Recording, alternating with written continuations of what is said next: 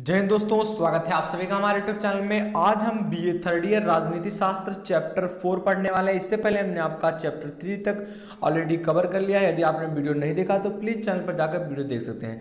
चलिए शुरू करते हैं। आज का हमारा पहला प्रश्न है कि व्यक्तिवाद किस शब्द से मिलकर बना हुआ है। जो व्यक्तिवाद है ये किस शब्द से मिलकर बना हुआ है, तो आपका करेक्ट आंसर रहेगा option A laissez faire. Laissez faire शब्द से मिलकर ये व्यक्तिवाद बना है। आइए अगले प्रश्न की ओर बढ़ते हैं। दूसरा प्रश्न क्या कह रहा है कि लासा फेयर किस भाषा का शब्द है। ये किस भाषा से लिया गया शब्द है, तो आपका करेक्ट आंसर रहेगा ऑप्शन सी फ्रांसीसी, या फ्रांस के भाषा से लिया गया है तो इसे फ्रांसीसी भाषा कहेंगे।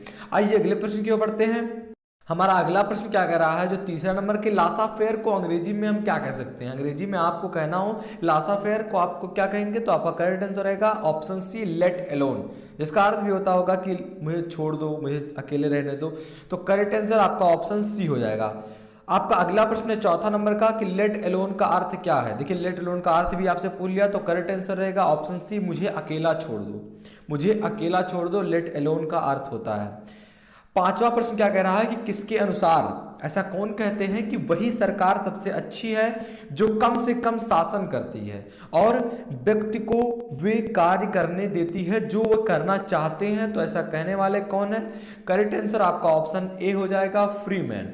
यहाँ तो हमारे भारत में है कि एक लोग बने जा रहे हैं तो वही प्रधानमंत्री बार बार, राष्ट्रपति है तो बार बार। आपका ऐसा नहीं होना चाहिए। फ्रीमैन ने कहा है कि वह सरकार सबसे अच्छी होती है जो कम से कम समय तक शासन करती है और उसके बाद कोई नया आता है, कोई नया आता है, तो इससे क्या होता है लोग अपना काम स्वतंत्र रूप से कर सकते हैं और बेहतर देश का विकास हो सकता है। तो ऐसा फ्रीमैन ने कहा था। आइए अगले प्रश्न की ओर बढ़ते हैं। छठवां प्रश्न क्या कह रहा है कि किसने कहा कि किसी भी रूप में सरकार का अस्तित्व मनुष्य की आपूर्णता का प्रतीक है। आदर्श अवस्था वह है जिसमें सरकार बिल्कुल ना हो। तो ऐसा कहने वाले कौन है। ऑप्शन ए फ्रीमैन ने ऐसा कहा है। सातवां प्रश्न क्या कह रहा है कि यह कथन किसका है कि राज्य एक संयुक्त सुरक्षा कंपनी है जिसका उद्देश्य पारंपरिक हित रक्षा एवं कल्याण है। तो ऐसा कहने वाले कौन है। स्पेंसर। स्पेंसर ने ऐसा कहा था। आइए अगले प्रश्न की ओर बढ़ते हैं। आठवां प्रश्न क्या कह रहा है कि किसके अनुसार राज्य जीवन के लिए अस्तित्व में आया और सदजीवन के लिए अस्तित्व में बना हुआ है। तो ऐसा कहने वाले कौन है। अरस्तु। अरस्तु ने ही ऐसा कहा था। नौवां प्रश्न क्या कह रहा है कि राज्य संपूर्ण विज्ञान में साझेदारी है, सारी कला में साझेदारी है एवं सारे गुणों में सारी पूर्णता में साझेदारी है। ऐसा कहने वाले कौन है या कथन किसका है। तो करेक्ट आंसर होगा आपका ऑप्शन डी बर्क। बर्क ने ऐसा कहा था कि जो राज्य है ये संपूर्ण विज्ञान की साझेदारी है, सारी कला में साझेदारी है एवं सारे गुण एवं सारी पूर्णताओं में साझेदारी है। ऐसा कहने वाले कौन है। बर्क। अगला प्रश्न यानी कि 10वां नंबर का ये क्या कह रहा है कि निम्न में से किसने कहा, ऐसा कौन कहते हैं कि स्वतंत्रता की उत्पत्ति तथा उसकी सुरक्षा की समस्या अधिकतर उसे नियंत्रित करने से ही समस्या है। ऐसा कहने वाले कौन है। तो लास्की ने ऐसा कहा था।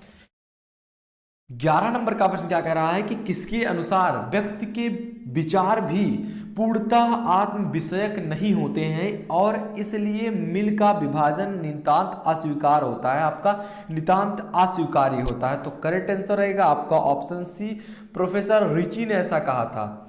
आइए अगले प्रश्न की ओर बढ़ते हैं। 12 नंबर का प्रश्न क्या कह रहा है कि निम्न में से किसने कहा कि यम यद माध्यम नीति जिस प्रकार की आर्थिक क्रिया को प्रोत्साहित करती है उसे अंधी क्रिया कहा जा सकता है, वह अंधी क्रिया ही होती है। ऐसा कहने वाले कौन है। तो आपका ऑप्शन सी CEMZ।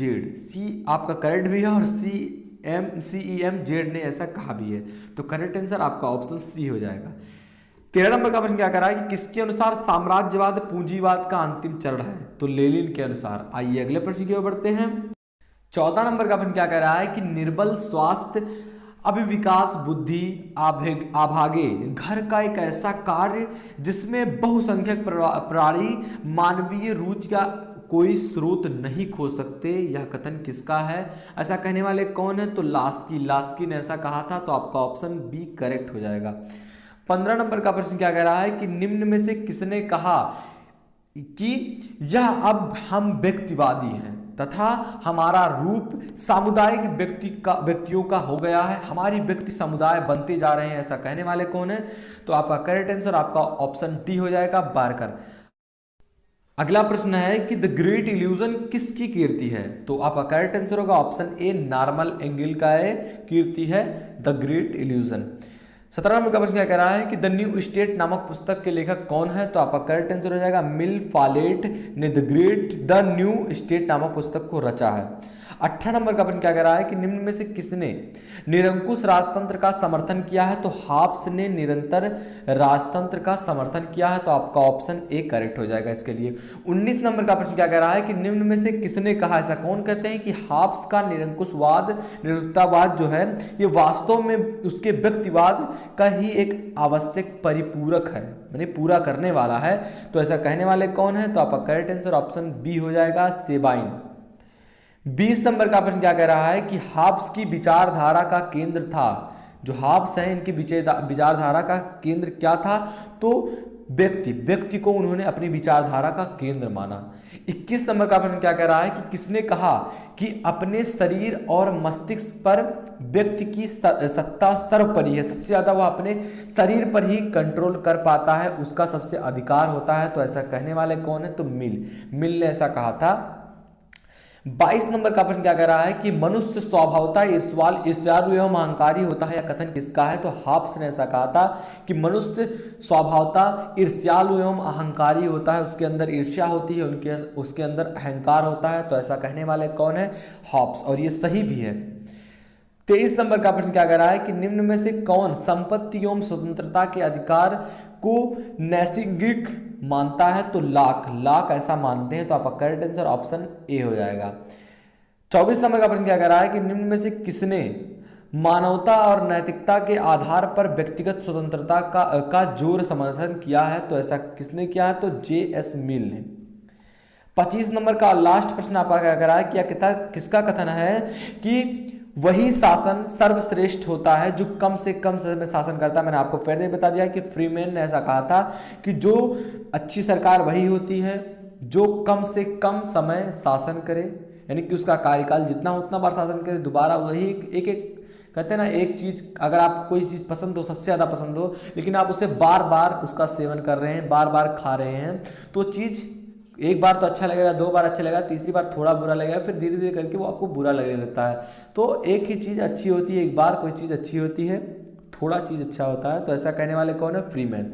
दोस्तों आशा करते हैं वीडियो पसंद आया होगी आपको। वीडियो पसंद आया तो प्लीज़ लाइक करना, चैनल पर नए हैं तो चैनल को सब्सक्राइब कर लो ऐसी वीडियो पाने के लिए। मिलते हैं आपसे अगली वीडियो में, तब तक के लिए जय हिंद, जय भारत।